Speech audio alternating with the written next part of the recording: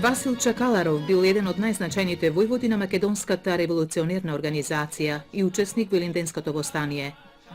Роден е на 22 февруари 1874 година во селото Смрдеш Костурско.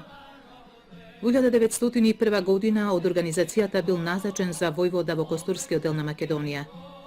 Заедно со преостанатите костурски раководители и дејци, тој успеал да го претвори Костурско и неговата околија во еден од најдобро организираните реони на македонската револуционерна организација. Бил познат како одличен организатор за тајно пренесување на оружје и муниција, а имал голема улога и во екзекуцијата на голем број предавници и шпиони.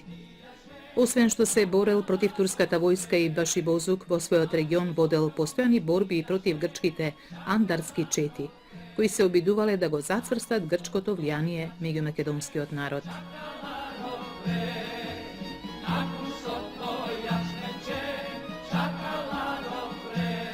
За време на Илинденското востание Чакаларов со својата чета зел активно учество во Костурско, каде што востанието доживеало најголема масовност.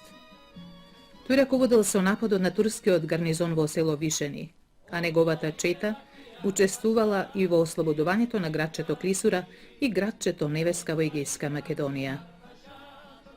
По Илинденското востание со четата се движел во Костурско, се борел против андартите и против грчката пропаганда. За време на Втората Балканска меѓусојузничка војна во јуни 1913 година учествувал во ослободувањето на Кавадарци и Неготино од српската власт, а веќе следниот месец заминал во родниот крај да се бори против грчката војска.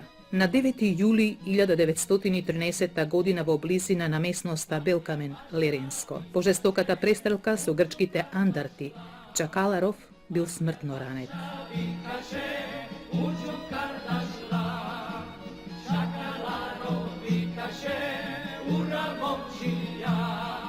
Што значил Чакаларов за населението, за организацијата, но и за непријателите, говори фактот што по неговото загинување грчките војници му ја пресекле главата и ја разнесувале из македонските села со цел да го заплашат македонскиот народ, постојано извикувајќи: "Го нема Чакаларов, ја нема и Македонија."